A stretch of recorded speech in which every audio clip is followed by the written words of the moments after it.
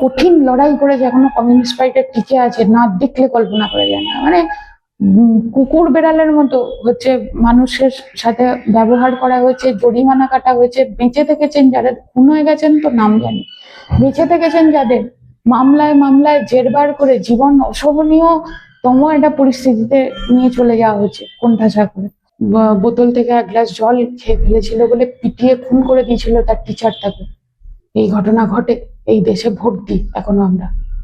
যে এই যে বলছি ভাতা দিয়ে মানুষকে কিনে নিচ্ছে, একজন শ্রমিককে অত সহজে কেনা যায় না। আর একটু সিপিআইএম এর মতো হয়ে, আর একটু বামপন্থী কমিউনিস্টদের মতো হয়ে প্রচার করাটা ভালো। আর এটা কি দায়িত্বজ্ঞানহীন মন্তব্য? এবার ভোট না দিলে পরের বার ভোট দেবে মানে? এটা কোনো নির্বাচন কমিশন থেকে এই কথা বলতে পারে?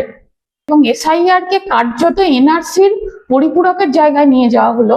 এইটা তো অত্যন্ত ভিন্ন একটা চক্রান্ত। এসআইআর তো আগেও হয়েছে এবং হওয়া উচিত। আমরা গভর্নমেন্ট দেখেছি বলে আমরা বারবার ভাবছি গভর্নমেন্টে না এলে এইগুলো হয় না। আমরা গভর্নমেন্টে না থাকলেও কৃষক আত্মহত্যা করছে, আমরা গভর্নমেন্টে না থাকলেও শ্রমিকের উপর শ্রমকোড লাগু হচ্ছে, আমরা গভর্নমেন্টে না থাকলেও ছাত্র স্কুলে গিয়ে মিড ডে মিল পাচ্ছে না, রোদে ঘুরে বেড়াচ্ছে, শিক্ষা থেকে বঞ্চিত হচ্ছে, আমরা গভর্নমেন্টে না থাকলেও পরিযায়ী শ্রমিক বাইরে গিয়ে আত্মহত্যার পথ বেছে নিচ্ছে। একটার পর একটা জনবিরোধী নীতি আইন লাগু হচ্ছে, এমপিরা পালিয়ে আসছেন শুটিং করবো এই অজুহাত দিয়ে। নমস্কার, রায় বাংলা থেকে আমি শুভাশিস। আজকের অতিথি আমাদের পৃথা তা, পৃথাই বলি। হ্যাঁ, রায় বাংলায় আপনাকে স্বাগত। সেখানে স্যামসাং মতো একটি কোম্পানি, যে কোম্পানি হচ্ছে এটি ইন্টারন্যাশনাল পুঁজিপতি সংস্থা, তারা হচ্ছে শ্রমিকদেরকে অধিকার কেড়ে নেবে বললো বলে ওয়ার্কাররা হাজারে হাজারে হচ্ছে রাস্তায় বসে গেল, মাঠের মধ্যে তাঁবু খাটিয়ে বসে গেল, বললো কাজ করবো না। প্রতিটা ওয়ার্কার। আমাদের সাবরিমালা ইস্যুতে ওখানের যিনি হচ্ছেন যে মুখ্যমন্ত্রী পিনারাই বিজয়ন একটা চমৎকার কথা বলেছিলেন যে আজ থেকে 50 বছর পর সিপিআইএম ক্ষমতায় থাকবে কিনা লেখা থাকবে না, লেখা থাকবে সাবরিমালা ইস্যুতে মেয়েরা মন্দিরে প্রবেশ করবে। এই প্রসঙ্গে কমিউনিস্ট পার্টি তাদের পাশে দাঁড়িয়েছিল কিনা। মন্দির মসজিদের রাজনীতিতে আমাদের রাজনীতি না, কিন্তু কোনো মানুষকে, কোনো দলিতকে যদি বলা হয় তুমি মন্দিরে ঢুকবে না, কোনো মেয়েকে যদি বলা হয় তুমি মন্দিরে ঢুকতে পারো না কারণ তুমি মেয়ে, সেইখানে কমিউনিস্ট পার্টি পাশে থাকবে। এটা মন্দিরে কাটা কাটা লোককে পাঠানোর জন্য নয়, তার অধিকারকে অক্ষুণ্ণ রাখার জন্য। সাবরিমালায় সেটা কমিউনিস্ট পার্টি করে দেখিয়েছে। আমাদের এখানে একাধিক দলিত অঞ্চলে মন্দিরে গীতগ্রামে ঘটেছে। মন্দিরে প্রবেশের ক্ষেত্রে নিচু জাতের বিধিনিষেধ ছিল, সেখানে যখন গেছে সামাজিক ন্যায় মঞ্চ এবং হচ্ছে আমাদের কমিউনিস্ট পার্টির লোক সেখানে দাঁড়িয়ে থেকেছে এবং বলেছে তোমরা যাও, তোমরা ধীবর হতে পারো, তোমরা মতুয়া হতে পারো, তোমরা হচ্ছে নমশূদ্র হতে পারো, তোমরা হরিজন হতে পারো, মন্দিরে যদি মন্দির থাকে সমাজে প্রবেশের অধিকারও তোমাদের আছে। তার মানে কি আমরা সব লোককে মন্দিরে যেতে উৎসাহিত করছি, আমরা সব লোককে স্কুলে যেতে উৎসাহিত করছি, কিন্তু অধিকার যদি সামাজিকভাবে থাকে তাহলে সেটা সবার জন্য প্রযোজ্য হবে। সেই ক্ষেত্রে কমিউনিস্ট পার্টি তার পাশে দাঁড়াবে। এইটা সুনিশ্চিত করার কাজ পার্টি আগেও করেছে, এখনো করছে। আমি একদম তোমার চা বাগানের দিকে যাব। এই যে একদম নিম্ন স্তরের চা বাগানের অবস্থা আমরা জানি খুব খারাপ, তবুও তোমার মুখে শুনতে চাইবো তুমি এখান থেকে গিয়ে যখন চা বাগানে গেলে এবং তাদের সাথে যে কাজ করছো, মানে কি পরিস্থিতি, আমি পরিস্থিতির কথাই। এখান থেকে যাওয়ার আগে থেকে যে চা বাগানে প্রচুর বন্ধ চা বাগান, সেখানে কাদা, মানুষ খেতে পায় না, না খেয়ে শ্রমিক মারা যাচ্ছে, একদম ধুঁকতে থাকা একটা শিল্প।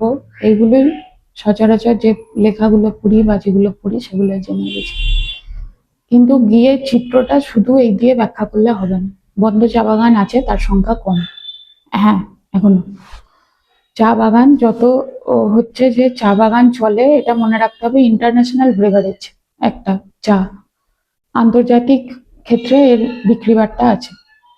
কাজেই একেবারে মানে বড় লোকদের কথা ভেবেই বা বাবুবিবিদের কথা ভেবেই একেবারে শুকিয়ে যাবে শিল্পটা, এমন হতে একটু সময় লাগে।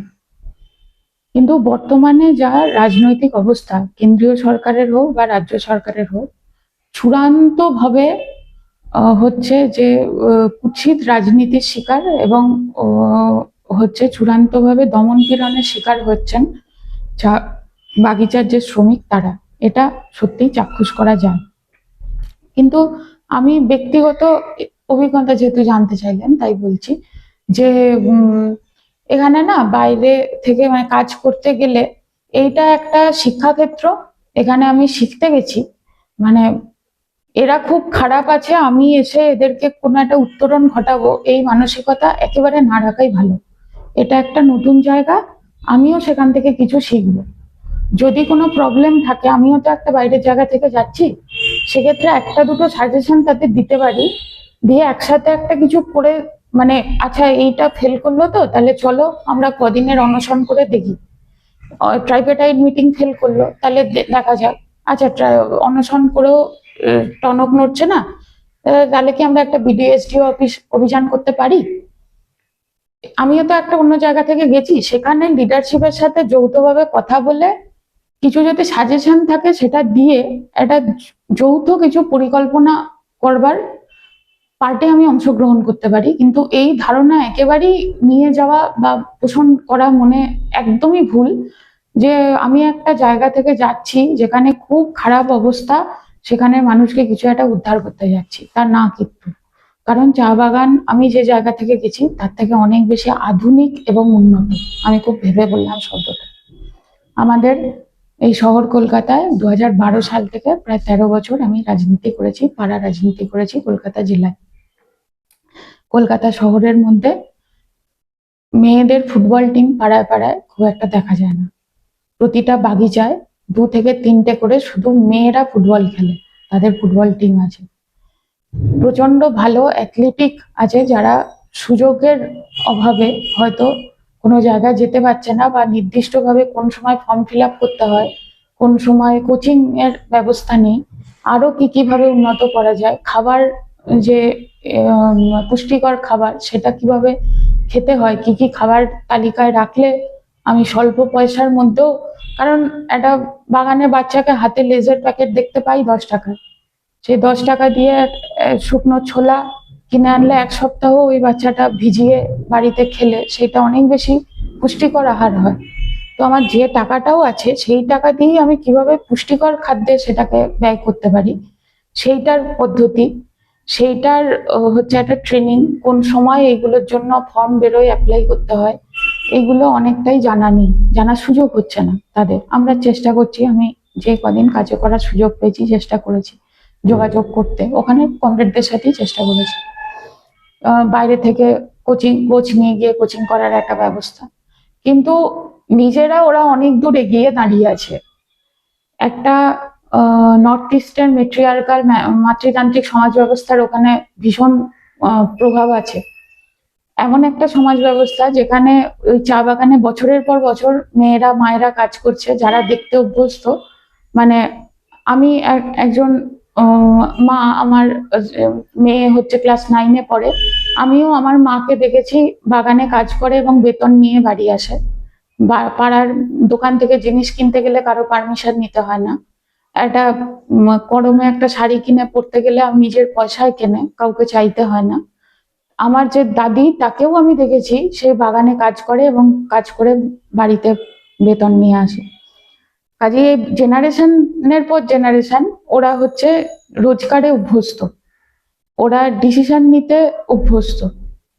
চা বাগানের একটা ছোট জায়গায় মিটিং এ ঘাড়ে একটা যদি লাঠি পড়ে যায়, আমরা আগে মাথা হাত দিয়ে আটকাই। একটা বাচ্চা মেয়ে, তার থেকে অনেক মোটা একটা বাঁশের লাঠি তার মাথার উপরে পড়ছে, 6 বা 7-এ পড়ে, আগে তার রিফ্লেকশনই হচ্ছে হাত দিয়ে ওই লাঠিটাকে আটকানো। কারণ সে জন্ম থেকে দেখছে তাকে তার পরিবারকে বাঘের সাথে বাইরে লড়তে হয়, বাগিচায় গেলে মালিকের সাথে লড়তে হয়, বাড়িতে খিদের সাথে লড়তে হয়। প্রত্যেক মুহূর্তে সে লড়াই করে বেঁচে থাকা একজন সৈনিক, একজন কমরেড, একজন শ্রমিক এই সমাজের। অনেক বেশি স্ট্রং, অনেক বেশি চিন্তা চেতনায় এগিয়ে থাকা মানুষ। এটি সংগঠন থেকে ওখানে বাগিচার মহিলাদের মেম্বারশিপ করতে যাওয়া হয়েছিল, আমি আগেও বলেছি এই ঘটনাটা। তো তাদের 3টি ঘটনা ওদের ওখানে বলা হয়। এক হচ্ছে পণপ্রথা, এক হচ্ছে ভ্রূণ হত্যা, এক হচ্ছে গৃহবধূ নির্যাতন। দীর্ঘদিন বোঝানোর পরেও ওদের মেম্বারশিপ কেউ নেয়নি, তার কারণে এই 3টে ওরা বুঝতে পারতো না, ওদের জীবনের সাথে এটা জড়িত না। কন্যা ভ্রূণ হত্যা হয় না, পণ প্রথা ওখানে নেই। তরাই ডুয়ার্স অঞ্চলে মূলত হচ্ছে যে আদিবাসী সম্প্রদায় যারা লাকড়া, বড়াইক, চিক বড়াইক, এই কমিউনিটি, ওরাও এই কমিউনিটির মানুষজন। তা থেকে আরেকটু পাশে গেলে নেপালি কমিউনিটির মানুষজন। মেয়ে কন্যাপণ প্রথা নেই, অনেক ক্ষেত্রে বরপণ প্রথা আছে। মানে মেয়েকে যেহেতু একটা রোজগারের সদস্য নিয়ে চলে আসছে অন্য বাড়িতে, বর এদেরকে পণ দিয়ে আসতে হয়। ফলে ওরা কন্যাপণ প্রথা বুঝতে পারতো না। পেটের মধ্যে একটা মানুষের লিঙ্গ নির্ধারণ করে তাকে মেরে ফেলা যায়, এত কুৎসিত জান্তব একটা সামাজিক পদ্ধতি হতে পারে, শিক্ষিত মানুষদের, বাবু বিবিদের কালচারে তাদের ধারণা নেই। প্রকৃতির সন্তান ঘরে জন্মগ্রহণ করে, মাঠে ঘাটে খেলে, শক্তভাবে বড় হয়ে ওঠে এবং শ্রম যে সার্কেল যেটা, সেখানে পার্টিসিপেট করে বড় হয়ে। তো এইভাবে বেড়ে ওঠে। ফলে আধুনিকতা আমাদের অনেক ক্লেদ জমা করে দেয়। আধুনিক হতে চাওয়া অনেক খারাপ জিনিস, দাম পাক আমাদের এনে সামনে হাজির করে দেয়। তো ওরা সেইগুলো মুক্ত, অনেক বেশি আধুনিক শব্দের প্রকৃত অর্থে মানে যা, ওরা তাই। সেখানে চাইলে নিজে কিছু শিখতে পারো ওদের থেকে দেখে। যদি শিক্ষা গ্রহণ করার থাকে তাহলে অনেক কিছু ওদের থেকে দেখে শেখা যায়। এই অংশের ওয়ার্কারদের মধ্যে কাজ করতে পারাটা একটা সুযোগ, এবং আমি কিছু কারণে এখন চলে আসতে হয়েছে। আমি যত দ্রুত সম্ভব আমার পক্ষে আমি চেষ্টা করব যে আবার সুস্থ হয়ে গিয়ে ওখানে কাজে ফিরতে। ওটা আমার কাছে একটা লাইফ টাইম অপরচুনিটি, ওটা আমি হারাতে চাই না। এই যে শ্রমিক সংঘ বলুন বা এই বামপন্থার যে ক্রমহাসমান 2011 সালের পর থেকে 16 সাল 21 সাল, মানে বামপন্থীদের ভোট অস্বীকার করার উপায় নেই। আজকে নেতারা স্বীকার করেছে যে বিজেপিতে ট্রান্সফার করা যায়। এখানে কোথাও কি, আপনি তো একদম খুব, মানে আপনার সাথে কথা বলে দেখলাম আপনি একদম পার্টির খুব থিওরি ধরে পার্টির কাজ করছেন। মানে এইখানে কোথাও কি আপনার এই যে আমি সুতোটা বলতে চাইছি, এই সুতোটা কি একদম ছিঁড়ে আছে? কোন সুতোটা? বুঝলাম। যে পার্টি যা বলছে তার নিচের লেভেল পর্যন্ত গিয়ে ছিঁড়ে যাচ্ছে, পৌঁছাচ্ছে না, তারা তাদের মতো করে ভাবছে। এই যে ভোট ট্রান্সফার হলো, এটা তো কোনো নেতা বলে দেয়নি উপর থেকে, কোনোদিন অ্যানাউন্সও দেয়নি, কিন্তু একদম ঢালাও ভোট ট্রান্সফার। ওই যে বললাম এটার, হ্যাঁ, এই ঘটনাটা ঘটেছে এবং সেটা আগেও মানে তথাকথিত খুব এস্টাবলিশ যারা, তারা মুখে না বললেও এটা নিয়ে চর্চা আমাদের মধ্যে হয়েছে। অনেকে যারা জুনিয়র কমরেড ইন্টারভিউতেও তারা নানা জায়গায় বলেছেন, আমি তো বেশি জায়গায় বলি না, কিন্তু এটা নিয়ে অভ্যন্তরে আলোচনা হয়েছে। এটা একটা সমস্যা, সেটা ধরা পড়েনি চোখে, এটা তো আর হতে পারে না, এটা বললে ভুল বলা হবে। কিন্তু আবারও বলছি, এইটার মূল কারণ আমার মানে মনে হওয়া যে ওই লিঙ্কটা আমি করতে পারছি না একটা ওয়ার্কারের সাথে, যে যে বিপন্ন মানুষটা, তার হচ্ছে একত্রিত হওয়ার কারণ হিসেবে তার শ্রমিক সত্তাকে দেখবে। এইটা যে তার সব থেকে বড় সত্তা, এইটাকে বোঝানো যে মানে জায়গাটায় আমাদের কাজ ছিল, সেই জায়গায় কাজ কম হয়েছে, সেই জায়গায় কাজে কিছুটা হলেও আমরা ফেল করেছি।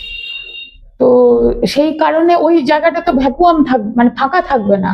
ওখানে এসে আরো 10টা লোক বোঝাবে যে তুমি শ্রমিক বাদ দাও, তুমি কাজ পাচ্ছ না মুসলমানের জন্য, তুমি কাজটা আজকে পাচ্ছ না মতুয়াদের জন্য, এই যে দেশে নমশূদ্রদের জন্য এত % রিজার্ভেশন পরীক্ষায়, কেন? তোমায় জেনারেল কাস্ট হয়ে জন্মে কি অপরাধ করেছো তুমি যে তোমার ছেলে পড়লে একই সাথে পড়ছে? জানো ওদের অমুকের, আমার বাড়ির পাশে দেখেছি, তার বাবাও কোটায় চাকরি পেয়েছে, তার বাড়িতে গাড়ি আছে, ফ্রিজ আছে, তা সত্ত্বেও তার ছেলে 5% কম নাম্বার পেয়ে ভালো কলেজে গেল, তোমার ছেলেটা যেতে পারলো না। এইটা বোঝাবার লোক তো বসে আছে। আমি ওই জায়গাটার থেকে যেদিন সরে আসবো, তার কিছু কারণও ছিল, ব্যাপক সন্ত্রাস, সব জায়গায় সমপরিমাণ কাজ করা সম্ভব হয়নি। কমরেডরা মানে আমি অন্য পার্টির সাথে তুলনা করব না, কিন্তু কি কঠিন লড়াই করে যে এখনো কমিউনিস্ট পার্টিটা টিকে আছে, না দেখলে কল্পনা করা যায় না। মানে কুকুর বেড়ালের মতো হচ্ছে মানুষের সাথে ব্যবহার করা হয়েছে, জরিমানা কাটা হয়েছে। বেঁচে থেকেছেন যাদের, খুন হয়ে গেছেন তো নাম জানি, বেঁচে থেকেছেন যাদের, মামলায় মামলায় জেরবার করে জীবন অসহনীয়তম একটা পরিস্থিতিতে নিয়ে চলে যাওয়া হয়েছে কোণঠাসা করে। আমরাও নানা জায়গায় ওই জায়গাটা অতিক্রম করতে ব্যর্থ হয়েছি, এবং যে জায়গাগুলোতে আমরা ব্যর্থ হয়েছি সেই জায়গায় শ্রমিক অংশে, নিম্নবিত্ত অংশে, প্রান্তিক ভাবে, সামাজিক ভাবে যারা হচ্ছে অন্তজ শ্রেণীর মানুষ, তাদেরকে গিয়ে গিয়ে গিয়ে গিয়ে বোঝানো হয়েছে। ব্রাহ্মণকে বোঝানো হয়েছে মুচির ছেলে 5% নাম্বার বেশি পাচ্ছে বলে। আগে সমাজে ব্রাহ্মণদের কত কদর ছিল জানো? এখন ওই এই যারা হচ্ছে যে আম্বেদকর আম্বেদকর করে নাচে তাদের জন্য তোমাদের আজকে এত খারাপ অবস্থা। মুচিকে গিয়ে বোঝানো হচ্ছে মুসলমানরা আছে বলে তোমাদের এত খারাপ অবস্থা। সাঁওতালকে গিয়ে বলা হচ্ছে যে মুচিরা তোমাদের থেকে বেশি অধিকার পাচ্ছে, কেন? তোমরাই তো ট্রাইবাল। এই এই বোঝানোর লোক তো বসে থাকবে সমাজে। ওই যে আমাদের প্রফেসর কাফিদা একটা উদাহরণ খুব দিতেন যে দেওয়ালে শ্যাওলা জমবে, পোস্টার আমাকে লাগাতে গেলে ওই দেওয়ালকে আগে ওই খড়খড়ে করে নিতে হবে। ওই কাজটা মানে বৃষ্টি তো পড়বেই, পড়তেই থাকবে, রোদ উঠবেই, ওই পোস্টার চটবেই বা বৃষ্টিতে খুলে পড়েই যাবে। কিন্তু একদিন পোস্টার মেরে এসছি বলে আনন্দ করে ঘরে বসে থাকলে তো হবে না। রোদ যাওয়া এবং তোমার একমাত্র একত্রিত হওয়ার কারণ হচ্ছে তোমার শ্রমিক সত্তা। এইটা একজন ওয়ার্কারকে বোঝানো এমন কিছু কঠিন না। আমি যদি তাকে মানে হাতে তার পয়সা দিলেও সে বুঝবে। আমি আমি নিজে এই ঘটনার সাক্ষী, যে এই যে বলছি ভাতা দিয়ে মানুষকে কিনে নিচ্ছে, একজন শ্রমিককে অত সহজে কেনা যায় না। চুরি ছিনতাইয়ের পয়সায় সে জীবন অতিবাহিত করতে অভ্যস্ত নয়। কাজেই আমার প্রাপ্ত অধিকার চলে যাচ্ছে, আমি জড়ভরতের মতো বাড়িতে বসে আছি, আর মাসের শেষে ন্যূনতম করে আমাকে খাবার সংকুলান করে খেতে হচ্ছে। এটা আমার জন্য মানে সম্মানের না। ওই যে মানিক বন্দ্যোপাধ্যায়ের গল্প আছে না, মদন যেদিন গামছা বুনবে। একজন ওয়ার্কারের দম্ভ থাকে, আমি শিল্পী, আমি তাঁতি চালাই, কোনো মতে গামছা বুনে জীবন অতিবাহিত করা আমার কাজ না। এটা ওয়ার্কারের খুব মানে মূলগত অহংকার। এই জায়গাটার থেকে তাকে সরিয়ে নিয়ে চলে আসা, তার বেসিক থেকে সরিয়ে নিয়ে, তার ক্লাস থেকে সরিয়ে নিয়ে আসা, এর জন্য তো লোক বসে থাকবে। সেই জায়গায় বারবার হ্যামার করা আমাদের পক্ষে পসিবল হয়নি, নানা জায়গায় বিচ্যুত হয়েছি।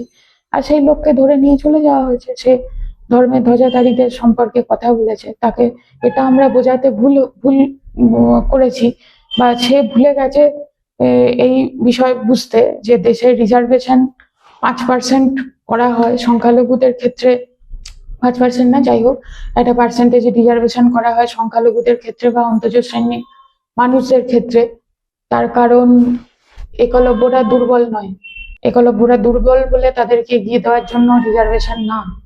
এই দেশে যারা দ্রোণাচার্য তারা অত্যন্ত দুর্নীতিপরায়ণ বলে রিজার্ভেশন। সহজে জায়গা ছেড়ে দেয় না তাদের। একটা দলিত বাড়ির ছেলেকে অনেক কষ্ট করে, অনেক কাঠখড় পুড়িয়ে তবে পড়াশুনো করতে হয়, যে কারণে এইরকম একটা, যে দেশে ভোট দিই ভাবতেও ঘেন্না লাগে, একটা ছেলে পড়তে যেয়ে স্কলারশিপ না পেয়ে ওরকম একটা প্রেস্টিজিয়াস ইউনিভার্সিটিতে আত্মহত্যা করতে বাধ্য হয়। রোহিত বেমুলার মতো ঘটনা ঘটে। দলিত ছেলে, হিন্দু, যারা হিন্দু হিন্দু করে নাচছেন মনে রাখবেন, হিন্দু, একটা 9 বছরের ছেলে, প্রত্যেকের হাতে মোবাইল আছে, সার্চ করে দেখতে পারেন। উঁচু জাতের ছেলেদের বোতল থেকে 1 গ্লাস জল খেয়ে ফেলেছিল বলে পিটিয়ে খুন করে দিয়েছিল তার টিচার তাকে। এই ঘটনা ঘটে এই দেশে, ভোট দিই এখনো আমরা। তো এই পরিচিতি সত্তার ভিত্তিতে তাদেরকে নিয়ে চলে গেছে, কারণ আমরা সেই জায়গাটা রিচ করিনি। তাকে ওই তার মূলগত যে পরিচয়, সেই পরিচয় উদ্বুদ্ধ করার কাজ থেকে আমরা সরে এসেছি কিছুটা। সিপিআইএম বা বামপন্থা পশ্চিমবঙ্গে এই যে একলব্যের কথা বললেন, দ্রোণাচার্যের কথা বললেন, এই একলব্য কবে তৈরি হবে? দ্রোণাচার্যকে কবে সে দমন করতে পারবে? দ্রোণাচার্যকে দমন করা যায়, ইতিহাস তার সাক্ষী। দেশে এবারের ভোটে নিঃসন্দেহে একটা খুব বড় সুযোগ আছে আমাদের সামনে, খুবই বড় সুযোগ আছে। কিন্তু আবারও আমি বলছি, এবারের ভোটে অত্যন্ত মর্মান্তিক, যন্ত্রণাদায়ক ঘটনা। বৈধ এত সংখ্যক মানুষ যাদের সত্যি সত্যি ভোট দেওয়ার কথা, মৃত ভোটার বা ইত্যাদি প্রসঙ্গ যাচ্ছি না, তাদের সত্যি ভোট দেওয়ার কথা, তারা ভোট দিতে পারবেন না। তা বাদ দিয়েও একটা বড় অংশের মানুষ যারা মত প্রকাশ করবেন, আমরা আশা রাখি তারা এই দুই সাঁড়াশিতে, ধর্মের সাঁড়াশিতে এবং দুর্নীতি সাঁড়াশিতে এত বেশি পিষ্ট হয়েছেন, নিজেদের অভিজ্ঞতার কথা তারা ভোট বাক্সে তুলে ধরবেন। আপনাদের যে এসআইআর নিয়ে যে স্ট্যান্ড, আপনাদের সামনে এটা একটা বড় সুযোগ কি ছিল না? মমতা ব্যানার্জি যেভাবে মানুষকে বোঝাতে পারছে, তিনিই যেন এসআইআর এর বিপক্ষে কাজ করে যাচ্ছেন। মমতা বন্দ্যোপাধ্যায় এটা সাধারণ মানুষকে খুব বেশি বোঝাতে পেরেছেন। এটা একটা স্টেটমেন্ট হতে পারে, কিন্তু এটা সত্যি ঘটনা না বা সত্যি স্টেটমেন্টও না। তার কারণ বিভিন্ন জায়গায় কথা বলতে গিয়ে কোর্টে দাঁড়িয়ে পড়েছে, মানে ইতিহাস তৈরি করে দিয়েছেন বলছে। কোর্টে তো ওনার আগে আরেকজন এসআইআর নিয়ে করেছিলেন, মুস্তারি বানু, উনি তো আর যাননি, পরে ওনার গিমিক করা অভ্যেস আছে, উনি করেছেন। এসআইআর নিয়ে সিপিআইএম পার্টিরই একমাত্র পরিষ্কার স্ট্যান্ড ছিল, এবং বারবার এই পার্টির যিনি সম্পাদক, রাজ্য সম্পাদক, উনি পরিষ্কার ভাষায় বলেছেন একজন বৈধ ভোটারের নামও যেন না বাদ যায়। প্রথম এই নিয়ে আদালতে যাওয়া, মামলা করা, নির্বাচন কমিশনের সাথে দেখা করা একমাত্র পার্টি হিসেবে যদি কেউ করে থাকে তাহলে সিপিআইএম। তাদের ভোট কত পার্সেন্ট আছে, কটা আসন আছে, এক মুহূর্তের জন্য না ভেবে এই কাজ করা হয়েছে। কিন্তু এসআইআর যে পদ্ধতি, সেই পদ্ধতি প্রত্যেকবার আদমশুমারি হয়, এই পদ্ধতি তো আর নতুন না। এইবারে নিয়ে যেরকম একটা নিয়ে যাওয়া হলো জায়গাটায়, এবং এসআইআর কে কার্যত এনআরসির পরিপূরকের জায়গায় নিয়ে যাওয়া হলো, এইটা তো অত্যন্ত ভিন্ন একটা চক্রান্ত। এসআইআর তো আগেও হয়েছে এবং হওয়া উচিত। জায়গায় জায়গায় যে হচ্ছে যে মৃত ভোটারদের এরকম ভাবে ঢুকিয়ে রেখে দেওয়া হচ্ছে, সেগুলো তো বাদ যাওয়া প্রয়োজন। এই জায়গায় প্রত্যেক বছর বুথ দখল করে এজেন্টদেরকে তাড়িয়ে দিয়ে মৃত ভোটারদের ভোট পড়ে, এটা তো অত্যন্ত অন্যায়, অগণতান্ত্রিক পদ্ধতি, বেআইনি পদ্ধতি। এই পদ্ধতি তৃণমূল কংগ্রেস প্র্যাকটিস করছে। কিন্তু এসআইআর এর ফলে এত অংশের বৈধ ভোটারের নাম বাদ যাবে, এত অংশের মানুষকে তার নাগরিকত্বর হচ্ছে প্রশ্নের মুখে ঠেলে দেওয়া হবে, এটা তো এসআইআর এর পদ্ধতির মধ্যেই থাকার কথা না। সেটা নতুন করে আমাদের হচ্ছে অমিত শাহ, নরেন্দ্র মোদীর সরকারের কল্যাণে আমাদের উপর চাপানো হলো, এবং এত অংশের মানুষের ভোটাধিকার অন্যায়ভাবে একটা রাষ্ট্র কেড়ে নিচ্ছে। কলকাতা শহরে এসআইআর এর বিরুদ্ধে সরাসরি রাস্তায় নেমে মিছিল এখনো পর্যন্ত কল দিয়েছে, আজ অব্দি কল দিয়েছে একটি party, communist party of India, Marxist. এবং এসআইআর নিয়ে পরিষ্কার স্ট্যান্ড বলা হয়েছে, বারবার বলেছেন সেলিম দা যে একজন বৈধ ভোটারের নামও যেন বাদ না যায়। শুরুতেও যে কথা বলেছি, এখনো পর্যন্ত আমরা সেই কথা বলছি, যে ভোটারদের নাম বাদ গেছে তাদের নাম, এটা কি দায়িত্বজ্ঞানহীন মন্তব্য। এবার ভোট না দিলে পরের বার ভোট দেবে, মানে এটা কোনো নির্বাচন কমিশন থেকে এই কথা বলতে পারে? আপনি যদি হচ্ছে যে এইবার ভোট না দেন তাহলে পরের বার আপনি ভোট দেবেন? একটু ভোট কি একটা মানে মুদির দোকানে গিয়ে জিনিস কিনে আনার মতো ব্যবস্থা নাকি, যে আজকে সাবু কিনতে পারলে না, ছাতু কিনতে পারলে না, কাল এসো, কাল নিয়ে নিও। আমার ভোটাধিকার তো 5 বছরে একটি রাজ্যে একবার ভোট হচ্ছে, আমি সেখানে গিয়ে আমার ভোটাধিকার প্রয়োগ করছি, এটা আমার সাংবিধানিক অধিকার, আমার নাগরিক অধিকার। এটা আমি কবে দেব না দেব কোনো নির্বাচন কমিশন ঠিক করে দিতে পারে না। এবং আমার ওই বৈধ ভোটার কার্ড আমার নিজের অধিকারে থাকার কথা আমার ঘরে, কেন এতগুলো মানুষ হচ্ছে তার বাইরে আছে? এসআইআর নিয়ে অত্যন্ত স্ট্রং এবং পরিষ্কার মতামত সিপিআইএম রেখেছে, বারবার রেখেছে। প্রত্যেকবার হচ্ছে লিস্ট বেরোনোর পরে যে যে আইনানুগ ব্যবস্থা গ্রহণ করবার কথা প্রতিটা নেওয়া হয়েছে। এমনকি বিকাশ রঞ্জন ভট্টাচার্য যাদবপুরে প্রার্থী হওয়ার পরেও এই সংক্রান্ত মামলা লড়তে ক্যান্ডিডেট থাকাকালীনও উনি দিল্লি গেছেন, এই সংক্রান্ত মামলা লড়ে উনি এসছেন। নাগরিকত্ব নিয়ে আইন আদালত মানে মজা নাটক লড়াইয়ের কথা বলছি না, সত্যি সত্যি এত বড় অধিকার কেড়ে নেওয়া এবং এটাকে আরো সুদূর প্রসারী আমরা একটা অভিসন্ধি কালো মেঘ দেখতে পাচ্ছি। সেই দিকে না নিয়ে যাওয়া, আটকানোর জন্য যা যা করা দরকার সৎভাবে একটা রাজনৈতিক দলের সিপিআইএম প্রথম থেকে করেছে, এখনো পর্যন্ত করছে। ভোটকে পুঁজি কবজা করছে। আপনাদের কাছে যদি ভোট রাজনীতি দেখি, সেক্ষেত্রে আপনাদের সেই পরিমাণ পুঁজি নেই বলেই কি পিছিয়ে পড়ছেন, নাকি কোথাও অন্য? হিউজ পরিমাণ পুঁজি ভোটে কাজ করে, আপনারা জানেন। সেই জায়গা থেকে কিভাবে দেখেন? ভোটকে পুঁজি ভীষণভাবেই কবজা করছে। এরকম কর্পোরেট দল তৈরি হয়েছে যারা শুধু ভোট করবে। মানে এই উম, আমি বলতে চাইছি যে ওই যে আম, প্রশান্ত কিশোর বা এইসবের যে রাজনৈতিক দলগুলো শুধু অঙ্ক কষে কোথাও কোথাও হচ্ছে যে কত পার্সেন্ট ভোটার আছে সেই অনুসারে সমীক্ষা করে এক একটা এলাকা ধরে ধরে তারা রাজনৈতিক দলদের তথ্য সরবরাহ করার কাজ করত, লোকেদের বক্তৃতা লিখে দেওয়ার কাজ করত রিসার্চ করে।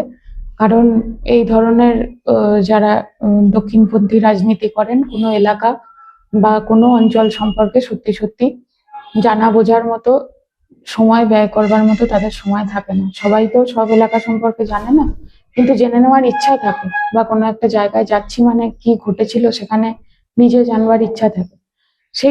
সেই পরিমাণ সময় এরা ব্যয় করতে নারাজ, আরো 10টা অন্য বিষয় নিয়ে ব্যস্ত থাকে। ফলে রেডিমেড একটা করে নোট এদের হাতে লাগে এবং সেই রিসার্চের কাজ এরা করে দিত। করতে করতে এরা নিজেরা রাজনৈতিক দল খুলে ফেললো, এবং এরকম হলো যে একটা কর্পোরেট দল সেটা রাজনীতি করবে এই কাজটাই করতে এসছে।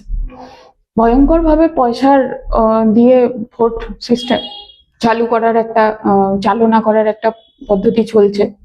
কিন্তু এই সবের পরেও বলছি, বামপন্থী দল আরেকটু অমনি হলে তবে সাফল্য আসবে। এটা প্রচারের পদ্ধতিতে বলুন, এটা কন্টেন্টে বলুন, এটা মুখের রাজনৈতিক প্রচারের ভাষায় বলুন, বডি ল্যাঙ্গুয়েজে বলুন, বা এই যে পয়সা দিয়ে কাজ করানোর পদ্ধতিতে বলুন, এগুলোর কোনো একটি ক্ষেত্র অ্যাপ্লিকেবল বলে আমি মনে করি না। আমি আরেকটু বিজেপির মতো করে প্রচার করতে পারলে ভালো হতো, লোকে বেশি খেত আমাদের, খেত ইন দ্য সেন্স ওই প্রচারটাকে লোকে মানে এটা বাজার চলতি ভাষায়, তো এই প্রচারটাকে বেশি লোকে নিত। এই যে মানসিকতা থেকে যারা এটা বলেন তারা ভীষণ ভুল বলেন। তাতে একটা অনেক তথ্য কথায় যাচ্ছি না, সামান্য একটা কথা, আমি আরেকটু বিজেপির মতো হলে আমাকে লোকে যদি নিতে হয় তাহলে বিজেপির মতো সিপিএম কে কেন নেবে? বিজেপি কি নেবে? আমার থেকে অনেক বেশি খরচ করার ক্ষমতা তার। আমাকে আরেকটু সিপিএম এর মতো হতে হবে, আমাকে আরেকটু কমিউনিস্ট পার্টির মতো হতে হবে, তাহলেই আমি বাকি যে পুঁতি গন্ধময় রাজনৈতিক পরিস্থিতি চলছে চারপাশে সেইটার থেকে আলাদা বলে নিজেকে প্রতিষ্ঠিত করতে পারবো। এখনো পর্যন্ত এই যে নানা বিতর্ক সবাই দেখি, কিছু একটা নিয়ে প্রশ্ন হলে লোকে বলে যে আরে তৃণমূলের এই নেতার তো এত কোটি টাকার কেলেঙ্কারি বেরোলো, ওই নেতা এতদিন জেল খেটে এসে ভোটে দাঁড়ালো, কই তাদের ক্ষেত্রে তো আপনি বলেন না। না, তাদের ক্ষেত্রে বলা হয় না, এটা সিপিআইএম এর ক্ষেত্রে বলা হয়। তার কারণ সিপিআইএম এ এখনো পর্যন্ত হঠাৎ করে বিজেপি থেকে আসা কেউ ভোটে দাঁড়িয়ে গেল, তৃণমূল থেকে আসা কেউ হেসে আবার ভোটে দাঁড়িয়ে গেল। এইটা হবে না বলেই মানুষ ভাবতে ভালোবাসে, সেই মানুষ ভোট দেয় না। হ্যাঁ, দেয় না, কিন্তু আমাকে যদি হচ্ছে যে আমি বড় তাত্ত্বিক কথা বিপ্লব বা এইসবের কথা বাদও দিলাম, আলটিমেটলি পার্টিতে এসছি সেই কারণে, অন্তত আমি আমার বোঝাপড়াটা বলতে পারি। কিন্তু মিনিমাম ভোটের লড়াইও লড়তে গেলে আমি এটা ভীষণভাবে বিশ্বাস করি আরেকটু তৃণমূলের মতো করে প্রচার করা, আরেকটু প্রশান্ত কিশোরদের মতো টাকা খরচ করা, আরেকটু বিজেপির মতো করে হচ্ছে যে জায়গা জায়গা গিয়ে মাথা ঠুকে আসা, এই করে হয় না। আরেকটু সিপিআইএম এর মতো করে মানুষের ক্রাইসিসটাকে বোঝবার চেষ্টা করা, একটা ওয়ার্কারকে প্রত্যেক দিন এটা বোঝানো যে তোমার বোনাস বেতন শুধু কমছে না, তোমার পাড়ায় এই 6টা ডিয়ার লটারির যে নতুন করে দোকান খুলেছে এইটার মাধ্যম দিয়ে তোমার রোজগারের আরো একটা অংশ প্রত্যেকদিন ড্রেনেজ হয়ে আবার ওই মালিক পক্ষেরই কারো না কারো হাতে চলে যাচ্ছে বা শেয়ার খাটছে। এইটা বোঝানো যে এই যে মাইক্রো ফিন্যান্সে পরিযায়ী শ্রমিক হয়ে তুমি চলে গিয়ে বাড়িটা দোতলা করবে বলে মাইক্রো ফিন্যান্সে ধার নিলে, আর তারপরে ভাষার জন্য একদিন পিটিয়ে তোমাকে ওই রাজ্য থেকে বের করে দিল, তারপরে ওই ধারের একটা কিস্তি যেদিন তোমার বাদ গেল সেদিন তোমার পরিবারের ওপর লাঞ্ছনা হলো, তোমার স্ত্রীকে ডেকে প্রকাশ্য রাস্তায় জামা কাপড় খুলে মারধর করা হলো এবং স্ত্রী আত্মহননের পথ বেছে নিল। এই মাইক্রো ফিন্যান্স সিস্টেমটাকে ধ্বংস করতে হবে। এই ক্ষুদ্র ঋণ এইরকম চড়া সুদে এটা একটা দাদন প্রথা বা একটা হচ্ছে ওই যে মহাজনী সুদের কারবারের থেকেও ভয়ঙ্কর আকার ধারণ করছে, যেটার কেষ্টবিষ্টু কিন্তু রাজ্য সরকারের সাথে একদমই জড়িত হয়ে আছে। তো এই বোঝানোর কাজটা আবার ওরা করতে পারবে না। তো চট করে হয়তো সাফল্য আসবে না, কিন্তু চট করে সাফল্য আনার যে রাস্তাগুলো আছে সেগুলো ট্রাই করেও যে খুব সফলতার মালা পরে বসে আছে এমন তো না। কাজেই বিজেপির মতো আরেকটু হয়ে, তৃণমূলের মতো আরেকটু হয়ে খুব একটা লাভ নেই। নিতান্ত ভোট পেতে গেলেও আরেকটু সিপিআইএম এর মতো হয়ে, আরেকটু বামপন্থী কমিউনিস্টদের মতো হয়ে প্রচার করাটা ভালো। আপনাদের এজেন্ডা, প্রায়োরিটি, যে যদি বলি 5টা পয়েন্ট বলেন যে কোন প্রায়োরিটিতে এই রাজ্যটাকে চালালে বা আপনারা চালাতেন যাতে মানুষের ভালো। প্রথম কথা হচ্ছে শিক্ষা ক্ষেত্রে সরকারি যে স্কুল, তার শিক্ষা ব্যবস্থার এইরকম বেহাল দশা, অন্তত কলেজ বিশ্ববিদ্যালয়কে পরে গুরুত্ব দিও, বেসিক স্কুল এডুকেশন এইটাকে একেবারে ঠিক করা দরকার।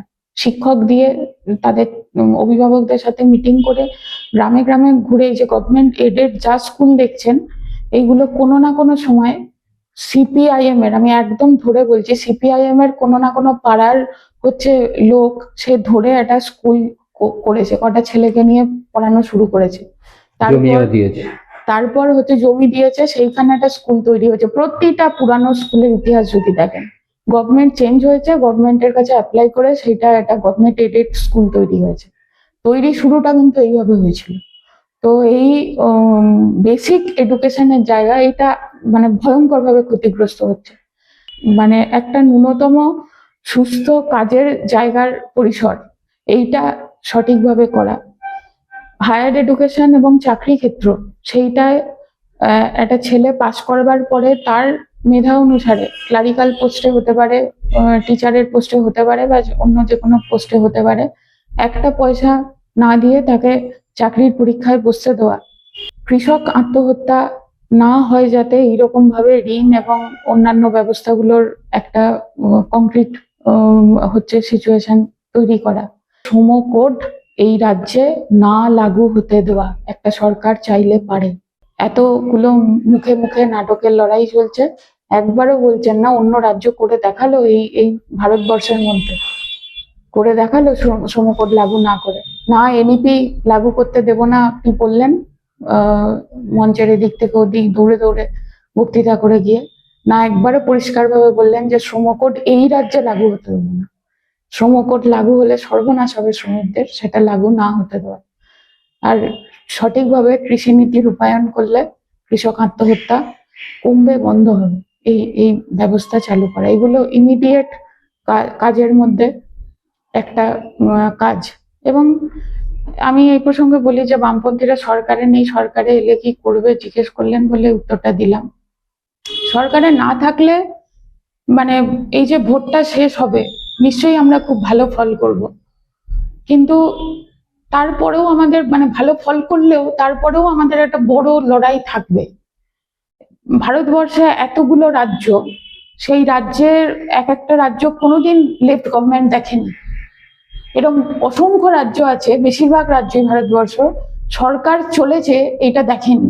সেখানে ট্রেড ইউনিয়ন অ্যাক্টিভিটি হয় না, সেখানে স্যামসাং মতো একটি কোম্পানি, যে কোম্পানি হচ্ছে এটি ইন্টারন্যাশনাল পুঁজিপতি সংস্থা, তারা হচ্ছে শ্রমিকদেরকে অধিকার কেড়ে নেবে বললো বলে ওয়ার্কাররা হাজারে হাজারে হচ্ছে রাস্তায় বসে গেল, মাঠের মধ্যে তাঁবু খাটিয়ে বসে গেল, বললো কাজ করবো না। প্রতিটা ওয়ার্কার, বিদ্যুৎ হচ্ছে দপ্তরের কর্মীরা হচ্ছে যে তারা বেরিয়ে চলে এলো। কদিন আগে পানিপথে হাজারে হাজারে হচ্ছে ওয়ার্কার বেরিয়ে চলে এলো রাস্তায়, ট্রেড ইউনিয়ন করছে। ট্রেড ইউনিয়ন এই আন্দোলনগুলো তো হরিয়ানায় সিইএসসি কে হচ্ছে যে বিক্রি করে দেবে সরকারি বিদ্যুৎ দপ্তর বলে টানা আন্দোলন চললো। শিখ কমিউনিটি এসে বসে গেল সেই আন্দোলনের সাথে, যে আমরা আমাদের প্রাইভেটাইজেশন করতে চাই না বিদ্যুৎ দপ্তরকে। হচ্ছে না আন্দোলন।